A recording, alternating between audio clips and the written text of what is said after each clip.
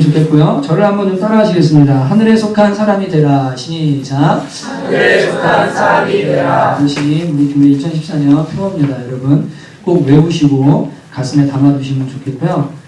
제가 2014년 설교 계획을 지금 거의 완성하고 있는데 하늘에 속한 사람이 되라라는 주제로 1년간 이제 말씀을 나누게 될 겁니다.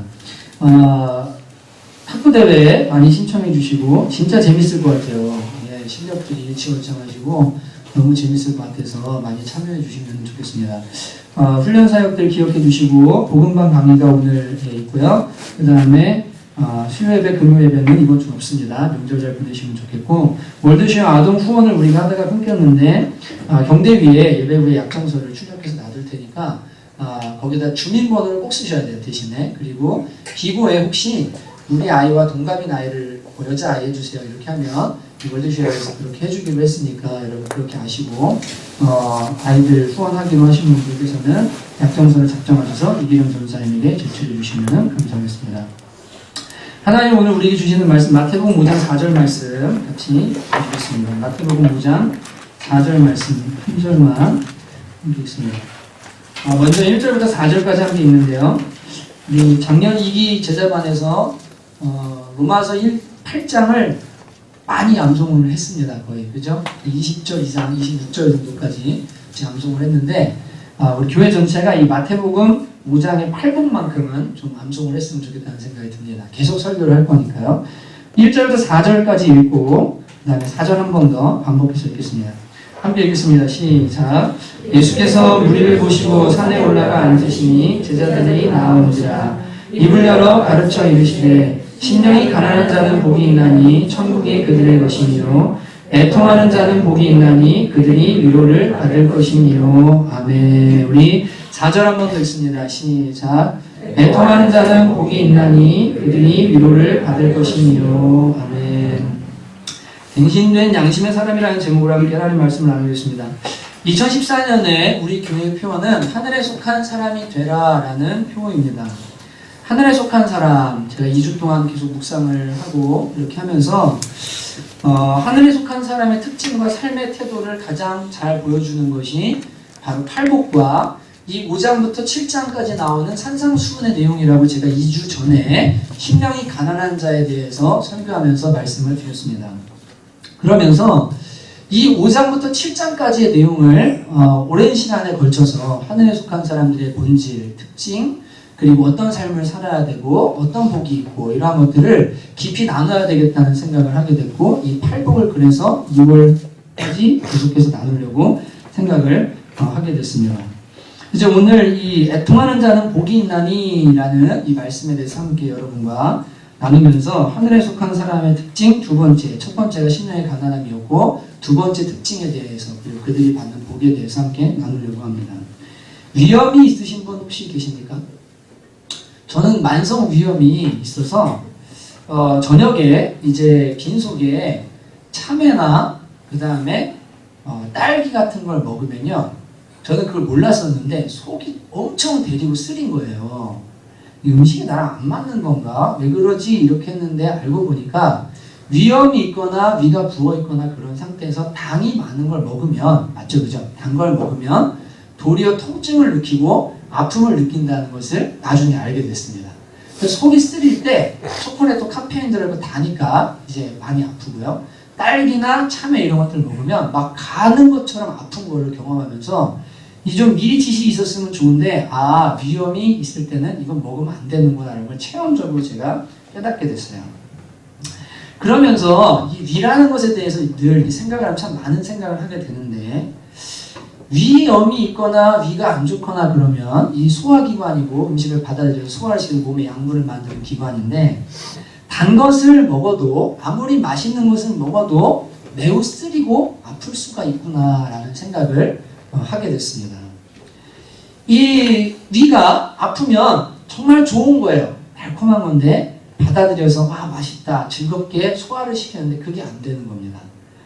그것처럼 영혼의 위에도 문제가 생기면 하나님의 말씀이 아무리 달고 그 말씀이 진리이고 영혼에 자양분을 주는 거라 할지라도 소화를 못 시키거나 도리어 쓴 것으로 다가오거나 아픈 것으로 다가올 수가 있습니다. 위에 고장이 나 있으면 그렇게 되는 겁니다. 여러분, 우리의 마음과 영혼에 위와 같은 역할을 하는 것이 있는데 그것이 뭐냐면 바로 양심입니다. 위에 나쁜 것이 들어오면 토해내고 좋은 것이 들어오면 소화를 시켜서 몸의 양분을 만들어야 되는 것처럼 마음과 영혼에 죄가 들어오면 이상 반응을 일으키고 죄를 토해내고 죄를 거부하고 선한 것과 단 것, 좋은 것이 들어오면 그것을 소화시켜서 마음과 영혼의 양분을 삼는 역할을 하는 것이 양심이라는 기관입니다. 여러분, 양심이 암에 걸린 것처럼 소화 기능을 잃어버리고 무언가 문제가 생기면 그 사람의 마음밭은 황폐화되고 영혼은 더욱더 파리하게 말라버리고 맙니다. 양심이 무엇입니까? 사물의 가치를 변별하고 자기 행위에 대하여 옳고 그름과 선과 악의 판단을 내리는 도덕적인 의식을 말합니다. 선악이 무엇이고 무엇이 하나님이 기뻐하고 안 기뻐하는가, 무엇이 도덕적으로 옳은가 그른가를 변별할 수 있는 능력, 그 의식, 도덕적 의식을 우리는 양심이라고 말합니다. 하나님께서 이 양심이라는 것은 타락한 사람 속에 지워버리지 않고 남겨두신 하나님의 법의 흔적입니다. 그래서 모든 민족과 모든 언어와 모든 인종과 지역을 초월해서 사람들 속에 동일한 양심의 법이 있습니다. 그래서 도덕이라는 것이 생기고 나라마다 국가마다 원시사회라 할지라도 이것은 나쁜 거야, 이것은 좋은 거야 라고 기본적으로 변별할 수 있는 능력이 이 양심이라는 것 때문에 생기는 겁니다. 그러나 이 양심은 마음과는 확연히 구별되는 다른 신비한 기관입니다. 성경도 그래서 마음과 양심을 구별해서 사용하고 있습니다. 시편 7편 9절을 보면 악인의 악을 끊고 의인을 세우소서 의로우신 하나님이 사람의 마음과 양심을 감찰하시나이다. 이것은 동어 반복이 아니라 두 가지를 나누어서 말하는 겁니다. 시편 6편 7절에도 나를 흉계하신 여호와를 송축할지라 밤마다 내 양심이 나를 흉계하도다. 밤마다 내 양심이 있어서 내가 오늘 잘 살았는지, 옳게 했는지, 도덕적으로 바라는지 안 바랐는지 이것을 책망하고 훈계하는 어떤 양심이라는 이 도덕적인 의식이 있다. 마음과는 다른 어떤 존재가 있다라고 말하고 있는 것입니다. 그런데 양심은 아까 말씀드린 것처럼 믿지 않는 자들에게도 주신 일반 은총의 영역입니다. 그래서 예수를 믿는 사람이나 안 믿는 사람이나 기본적으로 양심이라는 것에 다루심을 받게 되어 있고, 로마서 2장 15절은 그래서 어떤 이들은 그 양심이 증거가 되어 그 생각들이 서로 혹은 고발하며 혹은 변명하여 그 마음에 새긴 율법의 행위를 나타내느니라 라고 말씀하고 있습니다. 믿지 않는 사람이라 할지라도 양심이 그들을 고발하고 송사해서 하나님 앞에 죄 없다 할 수 없도록 이렇게 죄인으로 서게 하는 그것을 누가 하냐면 바로 양심이 한다라고 말하고 있는 것입니다. 문제는 이겁니다. 양심이 하나님을 알지 못하는 사람들에게도 주어진 일반 은총이라면 예수를 믿는 사람들의 양심이나 믿지 않는 사람들의 양심이나 무슨 차이가 있는 것입니까? 라는 궁금증이 일어나게 됩니다. 디모데전서 1장 5절에서 7절을 같이 한번 읽어보시겠습니다. 시작. 이 교훈의 목적은 청결한 마음과 선한 양심과 거짓이 없는 믿음에서 나오는 사랑이거늘 사람들이 이에서 벗어나 헛된 말에 빠져 율법의 선생이 되려 하나 자기가 하는 것이나 자기가 확증하는 것도 깨닫지 못하는도다. 언젠가 디모데전서 강해를 한 적이 있습니다. 여기에도 말하듯이 이 교훈, 이것은 복음 안에서 율법의 기능을 말하는데 복음 안의 율법이 사람들에게 청결한 마음과 선한 양심을 일으키고 거짓이 없는 믿음을 나타내도록 만드는 거예요. 이게 목회자들이 그리고 목양하는 사람들이 말씀을 통해 율법을 통해 하는 일이 뭐냐면 성도들이 청결한 마음을 갖게 하고 그 다음에 선한 양심을 갖게 하고 거짓 없는 믿음을 갖고 하나님을 섬기도록 하는 게 이 교훈의 목적인데 선생된 자들이 자기가 가르치는 게 도저히 뭔지를 알지 못해서 헛된 말에 빠져 있다라고 말하면서 그러면서 뭐라고 말하냐면 1장 19절에 믿음과 착한 양심을 가져라. 어떤 이들은 믿음에 파선했고 착한 양심은 버렸다라고 이렇게 말하고 있습니다. 예수를 믿고 있지만 착한 양심을 버렸고 믿음에서는 파선한 사람들이 있다라고 분명하게 이야기하고 있는 것입니다. 여러분, 예수 믿는 사람들에게도 착한 양심을 가져라고 말하고 사람들에게도 이 믿지 않는 사람들은 양심이 있다고 말하는데 도대체 무슨 차이가 있는 겁니까? 이게 이제 우리에게 핵심이고 중요한 문제입니다. 더욱이 오늘 본문에 애통하는 자는 복이 있나니 저희가 위로를 받을 것이니요 라는 말씀과 이 양심의 문제가 무슨 관계가 있습니까? 라고 여러분이 질문할 수 있을 것입니다. 여기에 나오는 애통하는 자는 복이 있나니 라고 할 때 애통이라는 단어는 펜데오라는 말인데 이것은 창자가 끊어지는 고통을 말합니다. 그것은 너무나 아프고 고통스러워서 누구도 위로받을 수 없는, 그리고 위로받을 길이 없는 슬픔을 이 펜데오라는 단어를 사용해서 표현합니다. 히브리 말로 번역했을 때는 야곱이 이 요셉을 잃어버렸을 때 아들이 사자에게 찢겨 죽였다고 할 때 느꼈던 그 엄청난 고통, 그리고 예수님이 십자가를 지시기 전에 땀이 핏방울이 되도록 애절하게 막 창자가 끓는 고통하셨던 그 고통, 제자들도 위로할 수 없고 아무도 위로할 수 없는 그 고통을 여기에 애통이라고 표현하고 있습니다. 그리고 주님께서는 심령이 가난한 자는 복이 있다. 이게 이해가 안 되는 말이라고 했잖아요. 왜 가난한 것이 복이 있습니까? 그런데 두 번째 복에 뭐라고 하시냐면 창자가 끊어지도록 눈물을 흘리며 슬퍼하는 자에게 복이 있나니 왜냐하면 그들에게 위로가 있을 것이기 때문이다 라고 주님께서 말씀하시는 것입니다. 말씀드린 대로 팔복은 하나도 육신적인 것이 없습니다. 전부 영적인 것과 하늘의 것과 관련이 있습니다. 여러분, 김우현 PD라는 분이 아내와 아이들이 피살된 중동 선교사님의 이야기를 다큐로 찍었습니다. 그리고 애통하는 자는 복이 있나니 라는 이름으로 팔복 시리즈 두 번째로 내놓은 것을 저와 여러분이 아마 아실 것입니다. 그분은 중동에 선교를 하러 가서 아내와 아이들이 다 이슬람 사람들에게 피살당했습니다. 집에 들어갔는데 피가 튀어서 다 죽어있고 온 벽에 아내와 아이들의 피가 튀어있고요. 누구도 위로할 수 없는 그 엄청난 슬픔 가운데 빠진 이분을 다큐로 찍어서 이렇게 주님 때문에 애통하고 주님 때문에 고통받으면서 슬픔을 느끼는 사람들에게 하나님의 위로가 있을 것입니다. 이것이 애통하는 자는 복이 있나니라는 말입니다라고 다큐를 찍었습니다. 여러분, 팔복을 통해 보여주는 애통하는 자는 복이 있나니라고 할 때 예수님을 따르기 때문에 다가오는 그 어떤 고통과 슬픔은 예수님을 따름으로 인해 오는, 그리고 선한 양심 때문에 오는 두 가지 중에 한 가지입니다. 그것은 한 단면입니다. 실제로 신학적으로 우리 실천적으로 우리가 주님을 따르고 주님의 말씀을 따르고 주님의 제자로서 선한 양심을 갖고 그분의 말씀을 따라 살려고 하다 보면 핍박이 다가오기도 하고 이해받지 못하는 상황이 오기도 합니다. 심지어 같이 믿는 사람들인데도 불구하고 나를 이해해주지 못하는 일이 생길 때가 있어요. 가족조차도 나를 이해해주지 못하는 그런 어떤 애통함, 그런 슬픔이 다가올 때가 있어요.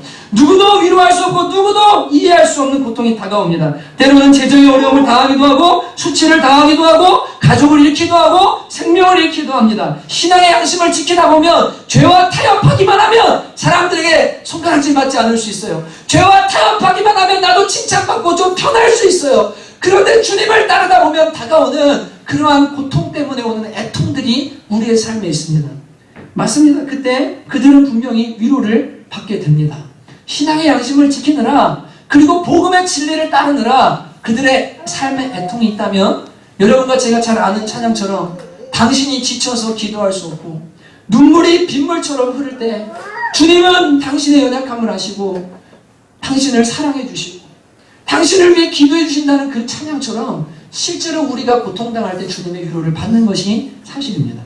그러나 그것은 애통하는 자는 복이 있나니의 반쪽입니다. 두 번째 중요한 그리스도인의 표지가 되고 애통한다는 진리는 무엇이냐면 바로 이것입니다. 예수님의 제자로 살아가다 보면 우리 안에 있는 죄 때문에 애통하는 마음이 생기게 됩니다. 죄로 인해서 창자가 끊어지도록 애통하는 사람, 그 사람은 복이 있나니 하늘의 위로가 있을 것이다. 이것이 주님께서 말씀하신 팔복의 두 번째 핵심 내용입니다. 여러분, 이것은 성령의 은혜로 말미암아 양심이 갱신된 자들에게 나타나는 애통인데, 은혜의 작용으로 이 일반 은총의 영역 속에 있는 사람들의 양심이 좀 도덕적이다, 착하다 하는 수준을 넘어서서 성령님께서 예수를 믿는 사람들의 마음의 양심을 깨우셔서 어떻게 보면 어린아이 피부 같은 양심으로 만드셔서 작은 거짓말, 작은 하나님이 기뻐하지 않는 어떤 행위들, 하나님이 기뻐하지 않는 어떤 생각들, 이러한 것들을 감지하고 그것 때문에 아파하고 그것 때문에 애통해하고 그리고 나의 죄인됨 때문에 눈물 흘리도록 만드는 그 애통, 이것이 있는 사람이 바로 누구냐면 하늘의 복을 받은 사람이고 이들이 그리스도인이고 제자다라고 주님께서 말씀하고 있는 것입니다. 이것은 믿지 않는 사람들에게 나타나는 죄로 인한 애통과는 차원이 다릅니다.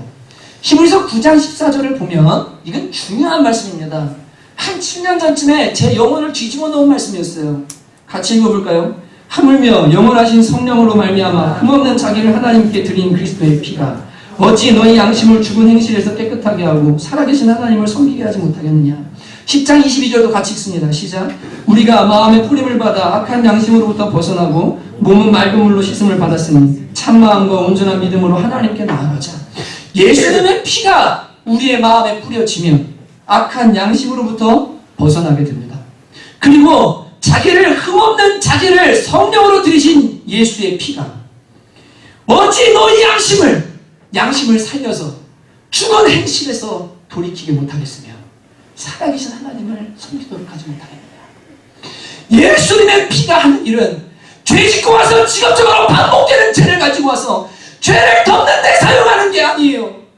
예수님의 피가 우리의 양심을 살립니다. 우리의 양심을 정말로 아이 피부처럼 만듭니다. 그래서 죽은 행실로부터 옛사람으로부터 벗어나도록 만듭니다. 온전하신 하나님을 섬기도록 만듭니다. 그것이 보혈의 능력입니다. 거기에 능력이 있고 거기에 그리스도의 다름이 있습니다. 여러분, 그런데 수많은 그리스도인들이요, 예수 그리스도의 피를 우리의 양심을 새로운 차원으로 살려서 성령이 주체가 되셔서 하나님을 섬기도록 하고 온전케 하는 도구로 삼는 것이 아니라 밥 먹듯이 죄 짓고 와서 죄를 씻는데 급급한 그런 보혈로 주신 게 아니에요. 분명히 여기 말하고 있어요. 예수 그리스도의 피가 너희 양심을 씻어서 죽은 행실로부터 실제로 삶의 행위가 돌이키도록 만들어주고 이 양심이, 살아있는 양심이, 그리고 하나님을 섬기도록 한다는 거예요. 여러분, 이게 복음이에요. 이게 복음을 경험한 사람에게 나타나는 엄청난 축복이에요. 여러분, 우리의 주님 되시는 예수님께서도 당신의 첫 설교인 산상 수훈에서 심령이 가난한 자는 복이 있다. 두 번째로 뭐라고 하십니까? 양심이 깨어져서 성령으로 말미암아 양심이 살아나서 죄 때문에 아파하고 애통하는 사람, 이 사람은 복이 있다. 왜냐하면 하나님의 위로가 있을 것이기 때문이다라고 주님께서 말씀하고 계신 것입니다. 저는 이제 여러분과 저 자신에게 질문하기 원합니다. 여러분은 성령의 은혜와 보혈의 은혜로 말미암아 양심이 자각되었고 그로 인해서 누구도 위로할 수 없는 죄로 인한 아픔과 애통을 느끼면서 살아가고 계십니까? 바울은 말합니다. 디모데서 1장 19절에 믿음과 착한 양심을 가지라. 3장 9절에 깨끗한 양심에 믿음을 비밀을 가진 자라 할지니 뭐라고 말합니까? 교회에서 사람을 세울 때에도 깨끗한 양심을 가진 사람을 세워야 된다. 믿음의 비밀 있는 사람을 세워야 된다. 왜냐하면 1장 15절에 디도서 깨끗한 자들에게는 모든 것이 깨끗하나 더럽고 믿지 않은 자들은 아무것도 깨끗한 것이 없고 오직 그들의 마음과 양심이 더러운지라. 마음과 양심이 더럽기 때문에 일치되어지지 않고 복음으로 하나가 되지 않고 모든 것이 다 자기의 더러운 양심을 따라 행동하기 때문에 교회 안에서 가늠하고 교회 안에서 횡령하고 교회 안에서 사람들을 비방하고 욕하고 죄 짓는 이유가 뭐냐? 바로 양심이 더럽기 때문이다. 그 사람이 더럽기 때문에 아직 양심이 새롭게 안 되었기 때문에 그렇기 때문에 그런 사람이 교회에 세워지면 교회에 문제가 일어난다고 말하는 겁니다. 여러분, 이런 사람들을 디모데후서 4장 2절에서는 자기 양심이 화해를 맞은 사람이라고, 불도장 맞아서 찢은 사람들이라고 말하고 있습니다. 왜 교회가 세상한테 손가락질 받습니까? 왜 예수 믿는 사람들이 똑같이 죄를 짓고 세상 사람들의 양심보다 더 못한 양심을 따라서 살아갑니까? 그런데 조금의 애통도 없고 조금의 죄로 인한 눈물도 없고 도리어 죄를 덮는 덕으로 예수님의 보혈을 사용합니다. 그래서 이 보혈이 나를 정결하게 하고 죽은 행실에 살리는 것이 아니라 나를 더 무디게 만들고 더 죄짓도록 만들어서 양심에 화인 맞은 사람으로 만드는 거예요. 여러분, 이것은 복음이 하는 일이 아니에요. 여러분, 이런 사람들은 그리스도인이 아니에요. 여러분, 양심이 아직 제대로 살아나지 않았거나 이 양심이 화인 맞은 사람이 있다면 이것은 심각한 문제입니다. 일반 양심과 신앙 양심은 정말 확연하게 차이가 납니다. 분명히 이 둘은 다릅니다. 그래서 교회 안에 이 두 개가 구별이 안 될 때 문제가 뭐냐면 사람을 가만히 보면 양심적인 것 같아요. 저 사람 도덕적이에요. 예수 안 믿는 사람보다 더 나은 것 같아요. 근데 그 안에 신앙 양심은 아니에요. 여러분, 신앙 양심도 일반 양심은 차원 자체가 다르고 출발 자체가 다르고 섬기는 대상 자체가 다르고 죄를 다루는 마음이 완전히 다릅니다. 수준이 완전히 달라요. 여러분, 안타깝게도 교회 안에서 이 두려움 혼란 때문에 자신이 구원받은 사람인지도 헷갈립니다. 저 사람이 나랑 별 변화가 없는 것 같아. 뭐가 차이가 없는 것 같아. 저 사람 구원받은 사람마다 예수 믿는 사람들 왜 저 모양이야? 자기들도 헷갈려요. 왜냐하면 이게 뭔지를 모르니까요. 더 안타까운 것은 성령께서 주시는 양심의 새롭게 된 것, 그로 인해서 죄에 대한 일통이 없음에도 불구하고 많은 사람들이요, 죄 때문에 울지 않아요. 그러면서 뭐라고 하냐면 신앙의 행위로 그걸 다 덮어요. 다른 거 하면서 뭐 하냐면, 하나님, 제가 어차피 죄 짓는데 반복되는 죄 계속 지으면서 제가 이렇게 헌금도 하잖아요. 이렇게 이것도 하잖아요. 그러니까 주님 용서해 주세요. 죄에 대한 아픔이 없어요. 죄의 본질이 뭔지를 몰라서 그래요. 하나님이 죄를 얼마나 싫어하시는지를 몰라서 그래요. 각성된 양심은 그렇게 할 수가 없습니다. 그런데 각성되지 않은 양심의 사람은 죄를 끊임없이 반복하고 지으면서도 그것은 보혈로 덮고 종교적인 행위로 덮고 하나님 앞에 아무렇지 않게 죄에 대한 애통이 없이 살아갑니다. 이것은 그리스도인의 특징이 아닙니다. 양심이 죄를 책망함에도 종교적인 의무를 다함으로 그리고 경건의 모습을 갖춤으로 양심의 소리를 막아버리는 사람이 있다면 이 사람은 성령의 조명을 받는 사람이 아니고 그리스도인이 아닐 수 있습니다. 엘리야에게 어저께 사역자에서 이 얘기를 나눴는데, 떡과 물을 가져다 준 까마귀는 부정한 새입니다. 맞습니까? 맞습니다. 근데 엘리야에게 좋은 고기와 좋은 떡과 좋은 물을 가져다 줬습니다. 무서운 얘기죠. 목사인 제가 은사가 있어서 말씀으로 여러분을 가르칠 수 있지만 제가 까마귀 같은 사람이 될 수 있는 거예요. 좋은 말씀을 물어다 줄 수 있고 찬양하는 사람이 좋은 찬양을 할 수 있고 섬기는 사람이 정말 대단히 잘 섬기는 것 같은데 그 사람은 도구이고요. 실제로는 까마귀일 수 있다는 거예요. 죄에 대한 애통이 없는 사람들이요. 죄를 아파하지 않는 사람들이요. 죄에 대한 진지한 애통이 없는 사람들이요. 이 사람은 아직 양심이 제대로 상한 사람들이 아닐 수 있어요. 여러분, 은사라는 것은 일시적이고 다 없어집니다. 그러나 은혜 받은 사람은요, 다릅니다.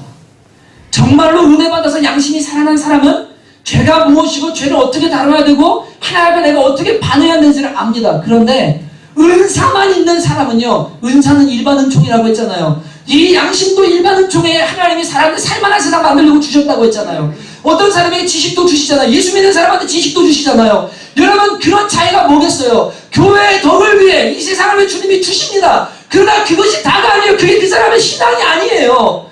여러분, 진짜로 내가 양심이 각성되었고 성령으로 살아났으면 죄에 대한 감각이 분명히 깨어납니다.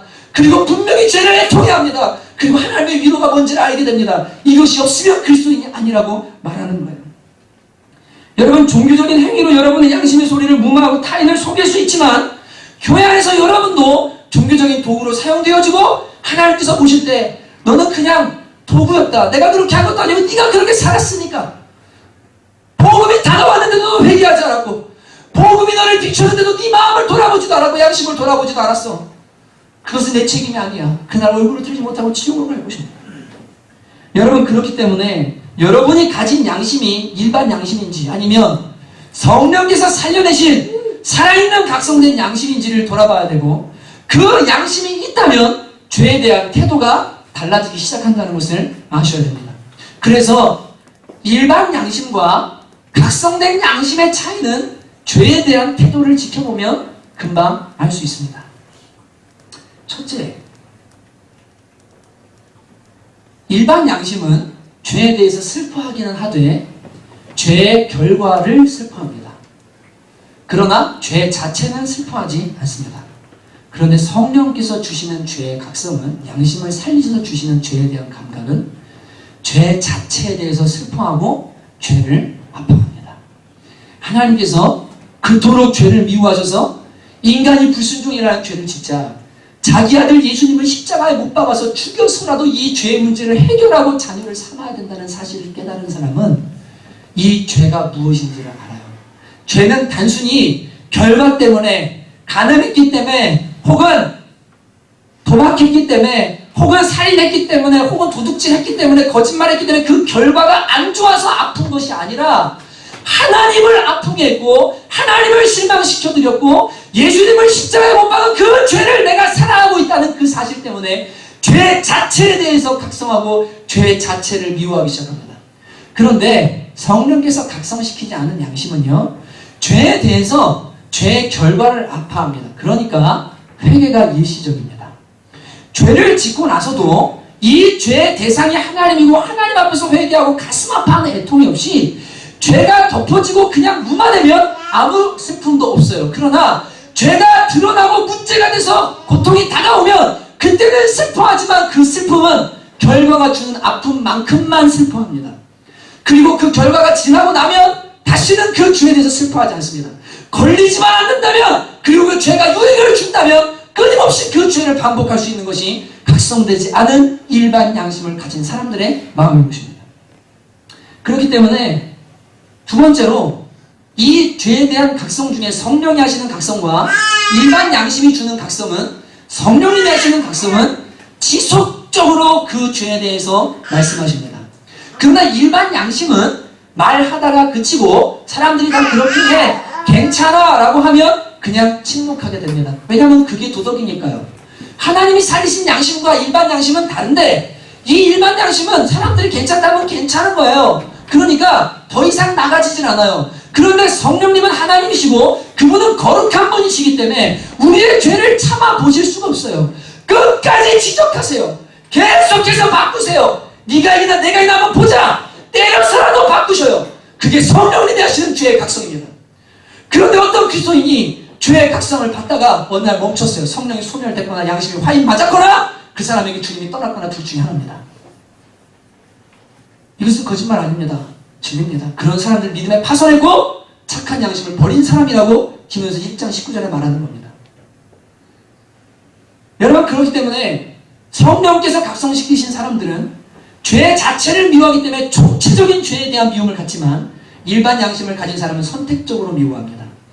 간음은 좋아하지만 도둑질은 미워하고, 도둑질은 괜찮다고 하지만 간음은 나쁘다고 말하고, 내 기준을 따라서 이 죄는 이 정도는 괜찮고 저 죄는 나쁘다 라고 말하는 선택적인 죄에 대한 미움은 죄에 대한 분명한 깨달음이 없기 때문입니다.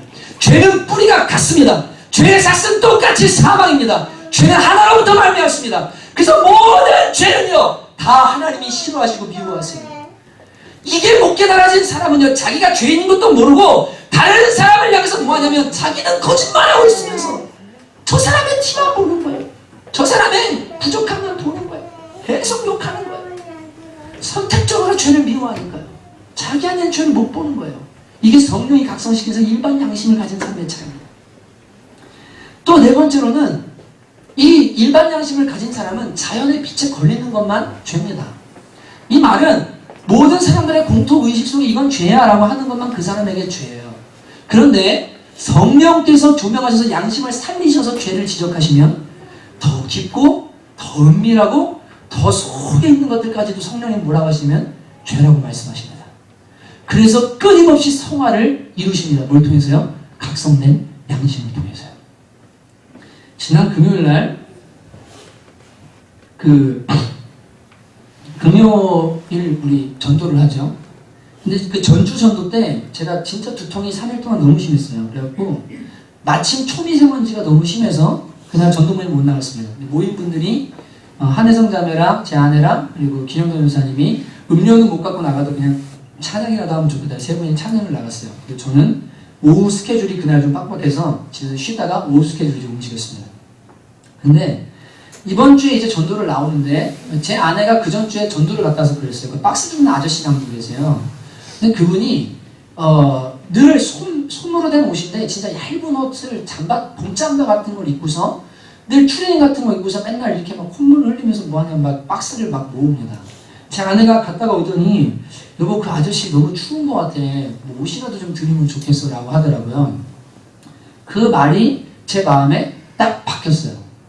이번 주에 나가면서 그게 이제 그 2년 전에 제 생일날 박전사님이 목사님 뭐 필요하세요? 그래서 저 파카 하나 필요합니다. 패딩 편하게 입을 거. 그런데 그거 이제 주문하시라고 해서 산 겁니다. 제가 편하게 입고 좋아하고 진짜 잘 입는 옷이에요. 근데 이 얼마 전에 제가 옷을 2개를 선물 받았거든요. 하나는 요만큼 짧은데 젊은 애들 입어서 모자 달린 것처럼 그런 패딩 스타일 잠바고, 또 하나는 양복 위에다 있는 겨자색 그런 어떤 잠바 같은 거를 그 저쪽 교회 섬길 때 함께 있었던 분한테 선물을 받았어요. 그리고 나머지 조끼 이런 건 다 이제 우리 형제들 선물 받은 전부 나눠줬습니다. 신발도 나눠주고 다 나눠줬어요.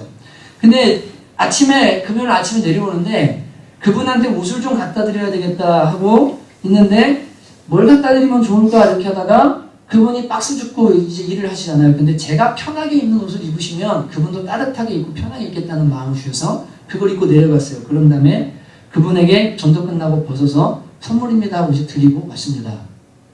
근데 올라와서 좀 시간이 지났는데 주님께서 제 마음에 말씀하시기 시작했어요. 양심을 통해서. 너 겉으로 볼 때는 정말 선한 일을 한 것 같은데 네 속 깊은 곳에 지난주에 전도 모임을 만난 것 때문에 너의 이 선행으로 그것을 덮고 싶은 그 동기가 혹시 있지는 않냐?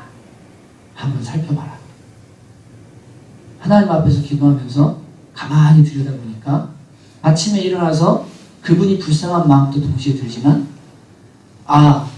나가서 지난주에 못 나왔으니 이번 주에 선행을 하나 해야 되겠다 라는 마음이 제 마음에 있는 것을 발견했습니다. 하나님, 순수한 선행이 아니었습니다.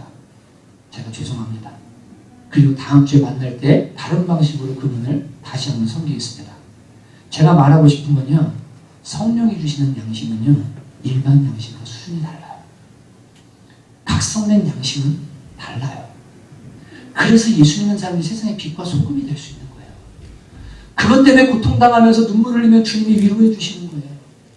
이 양심을 가지고 사는 것 때문에 신앙 양심 지키느라 고난받고 고통당하고 바보 되면 그때 주님이 위로해 주시는 거예요. 이게 애통하는 자는 복이 있나니라는 의미예요. 여러분, 5번째로 이 자각은, 죄에 대한 자각은 일시적이지 않고 지속적인데 아까 얘기한 것처럼 일반 양심은 잠깐 죄를 깨달으면 그냥 덮고 갑니다. 호세아서 6장에 나오는 것처럼 너희 인애가 아침 이슬처럼 쉬 없어진다라고 말하는 금방 눈물 흘리고 회개하는 회개입니다. 근데 성령 주신 양심의 각성은요, 아까 말씀드린 지속적으로 계속 말씀하세요. 잘못하면 부담이 되겠어요. 그래서 그 사람 변화시키는 거 말아요. 주님 복음이. 5번째, 이 자각은 하나님께로 우리의 영혼을 인도합니다. 마귀가 주는 양심의 자각은 정죄하고 무너뜨리지만 이 양심의 자각, 성령 주신 양심의 자각은 자꾸만 보혈을 의지하고 주님을 의지하게 해서 결국에는 주님이 기뻐하신 온전한 모습으로 우리를 바꿔갑니다. 성화시킵니다. 여러분, 호세아서 7장 8절에 보면 에브라임이 여러 민족 가운데 혼합되니 그는 곧 뒤집지 않은 전병이로다 라고 말씀하십니다. 이 말씀은 뭐냐면 이 주님 앞에 제물을 드리는데 한쪽 면만 구워가지고요, 한쪽 면 태워가지고 하나님께 드린 거예요. 하나님께서 나는 이거 못 받겠다. 양쪽 다 구워진 전병을 가져와야 되는데 한쪽만 탄 전병은 나는 받지 못하겠다. 내가 이걸 미워한다고. 에브라임이 이처럼 나한테 미움받고 내가 먹을 수 없다고 말씀하십니다. 이것이 라오디게아 교회에게 똑같이 차든지 덮든지 해라. 미적지은 내가 토해버리겠다라고 하시는 말씀과 똑같은 말씀이에요. 한쪽 면만 신앙적으로 막 달궈졌어요. 지금 양심의 기능은 마비가 돼서 죄에 대한 자각이 없고 애통이 없고 이것 때문에 오는 고통도 없어요. 그런데 한쪽 면만 미친 듯이 신앙적으로 달궈져서 자기가 지금 정상인 줄 알아요. 자기가 잘하고 있는 줄 알아요. 한쪽이 다 타버렸어요. 심하도록 탔어요. 균형이 없어요. 하나님 보실 때 너 지금 문제 있다. 네 신앙 지금 병들어 있다. 너 내가 이렇게 계속 가면 못 받는다라고 하시는데 뒤집을 생각을 안 해요. 이게 한국 교회의 모습이고 저 여러분의 모습이 아닌지 돌아보셔야 돼요. 여러분, 이도 저도 아닌 혼잡한 사람이 되고 마는데 자기 신앙이 올바른 신앙인 줄 알고 헛된 거짓 평안에 사로잡혀 있다가 수술 시기를 놓쳐서 암이 리프가를 타고 온몸을 다 돌아서 완전히 다 망가뜨리는 것처럼 죄가 온 마음과 영혼을 사로잡고 마비시켜서 결국 영원한 죽음에 이르게 할지도 모릅니다. 그리고 심하면 이 양심이 마비가 돼서 용서받을 수 없는 죄를 짓는 지경까지도 갈 수가 있어요. 그게 타락한 목사들이에요, 여러분. 그게 타락한 성도들이에요. 어떻게 교회에서 간음을 할 수가 있어요? 결혼한 부부가 양심이 마비가 돼서 그런 거예요. 죄에 대한 각성이 없었기 때문에 그래요. 어떻게 교회에서 사기를 칠 수가 있어요? 양심이 마비가 돼서 그런 거예요. 이것이 살아나지 않으면 여러분 그 사람 반드시 극한 죄악 가운데 빠지게 됩니다. 예수 믿어도 똑같아집니다. 정신 차리셔야 돼요. 여러분과 저에게 예수님을 보낸 것은 심판하려고 보내신 것은 아닙니다. 복음을 듣고 구원받게 하시려고 예수님과 복음을 우리에게 주셨습니다. 여러분 신명기 6장 5절에는 마음과 뜻과 정성을 다해서 주 너의 하나님을 사랑하라고 말씀하시지만 양심의 각성이 없어서 하나님을 향해서 섬기는 것이 무엇이고 주님을 향한 죄가 무엇이고 하나님이 기뻐하는 게 무엇이고 안 기뻐하는 것이 무엇인지 감각이 없는 사람들이 많아요. 그래서 주님을 마음과 뜻과 정성을 다해 사랑하는 것 같지만 그들의 방법은 잘못됐고 그들의 동기는 잘못됐고 변별이 안 되기 때문에 주님이 받지 못하는 제사를 드리는 수많은 사람들이 있습니다. 여러분 죄에 대한 애통을 달라고 기도하셔야 됩니다. 그래야 죄에 대한 애통이 생길 때 우리가 아까 찬양한 것처럼 내가 부서지고 깨지기 시작합니다. 나의 한계가 없어지기 시작합니다. 하나님을 향한 헌신의 경계가 사라지기 시작합니다. 주님이 원하시는 대로 그분 뜻대로 살아가고 그분 뜻대로 걸어가고 그분 뜻대로 살아가는 삶을 살면서 그분이 주시는 하늘의 위로를 경험하는 삶을 양심이 각성된 사람들, 양심이 깨어진 사람들에게 주어진 축복이라고 말씀하십니다. 여러분 이 애통이 없이는 하늘의 위로를 맛볼 수가 없습니다. 근데 신기한 것은요, 죄에 대한 애통 때문에 아파하고 울면서 하나님 앞에 매달릴 때 오는 하늘의 위로가 있거든요. 근데 이때 오는 위로는요, 시편 4편 7편에 주께서 내 마음에 두신 기쁨은 그들의 곡식과 새 포도주가 풍성할 때보다 더하니이다 라고 말씀하십니다. 하나님이 내 마음에 주시는 기쁨과 위로가 있는데 사람들이 돈 많이 벌고 포도주가 풍성하고 막 그것 때문에 좋아가지고 미치도록 날뛰는 그때보다 내 마음에 더 큰 기쁨이 온다는 거예요. 제 핸드폰이 어디 있죠? 혹시 그 자리에 있습니다. 제 방에 있나 본데요. 좀 갖다 주실래요? 그 제 방 서랍에 얼마나 충전이 꽂아 있습니다. 제가 중요한 이야기를 좀 하고 싶어서. 연말정산을 받는 분들은 전혀 정죄감을 느끼거나 혹은 연말정산을 받는 게 잘못된 건가? 라고 생각하실 필요는 없습니다. 정말 내 마음에 돈에 대한 욕심이 아니고 나에게 필요하고 내가 연말정산을 받아서 하나님 기뻐하는 곳에 사용할 것입니다 라고 한다면 여러분들이 양심의 자유를 따르면 됩니다. 여러분 신앙 양심이니까요. 이 루터가 얘기한 신앙 양심이거든요. 양심을 따라 주님을 섬기는 거. 근데 지난주에 그냥 주세요. 네. 한 분을 주님께서 말씀을 통해서 만져주셨어요.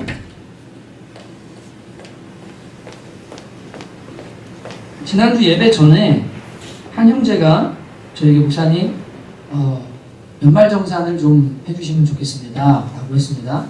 제가 다른 분들도 해드리고 외부에 있는 분들도 해드리고 하니까 그래요 해드리겠습니다. 다 교회 서니까 제가 해드릴게요. 그리고 저는 이제 주일 설교를 이제 했죠. 지난주에 재물에 대한 이야기를 우리가 좀 나눴습니다. 하나님 헌신하는 부분에 대해서. 근데 그분이 예배 끝나고 저한테 이런 문자를 보내왔고 저는 이 문자 보고 참 많이 울었어요. 감사했어요. 진짜요. 목사님, 오늘 주님께서 정말 감사하게 제 마음을 만져주셨습니다. 이번 며칠간 연말정산 기부금 때문에 마음이 많이 무겁고 괴로웠습니다. 기부금과 헌금, 하나님께 돌려드리는 것에 대해 혜택을 본다는 것이 막연하게 아닌 것으로 다가왔지만 남들도 다 하고 나만 손해보는 것 같아 그냥 하면 되지 생각했습니다. 아니었습니다. 누가복음 20장 25절 말씀처럼 하나님의 것은 하나님에게, 가이사의 것은 가이사에게는 말씀이 이제는 제대로 알겠습니다. 하나님께 돌려드리는 헌금이 기부금이 아님을 깨달았고 연말정산 또한 국가에 준 소득세를 환급받거나 내거나 하는 정산의 의미이지 하나님께 드린 것을 환급받고 하는 개념이 아니라는 것을 깨달았습니다. 오늘 얼마나 많은 회개와 눈물을 흘렸는지요.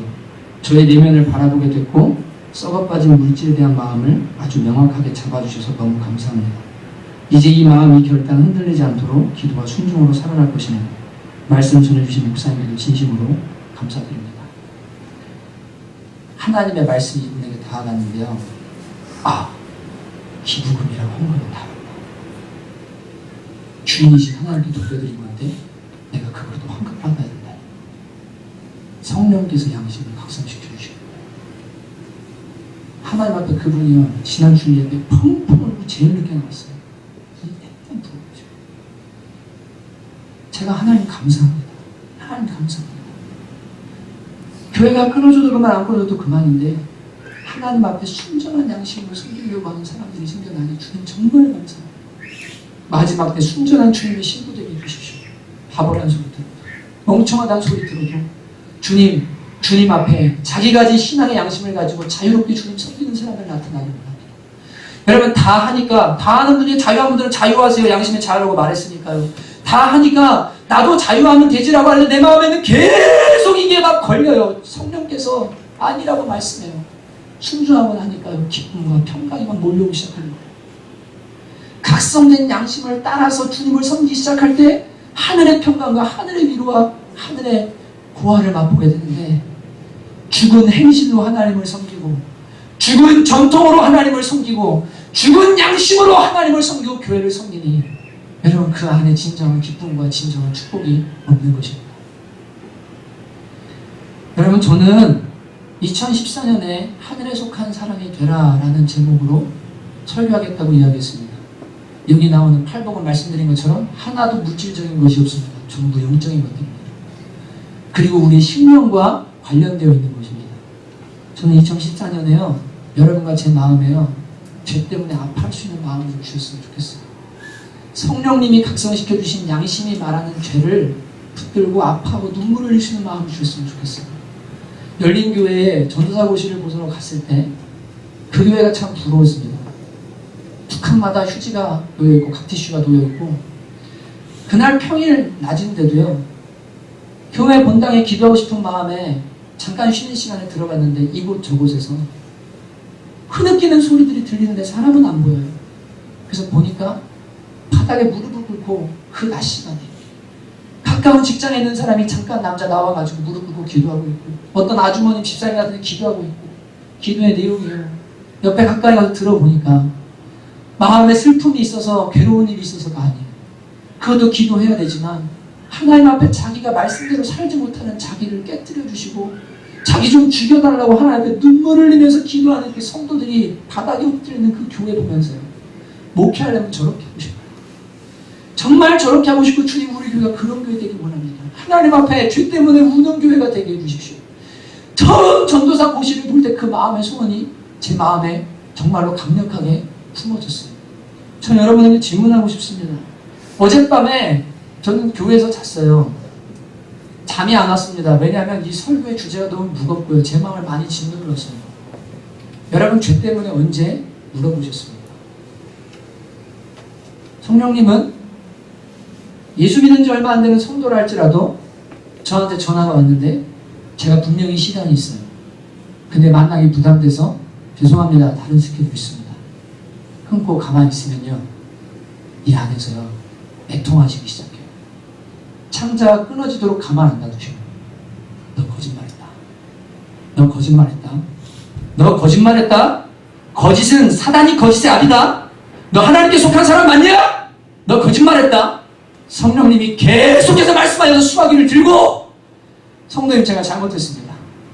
사실은 시간 제가 거짓말했습니다. 이 안에요.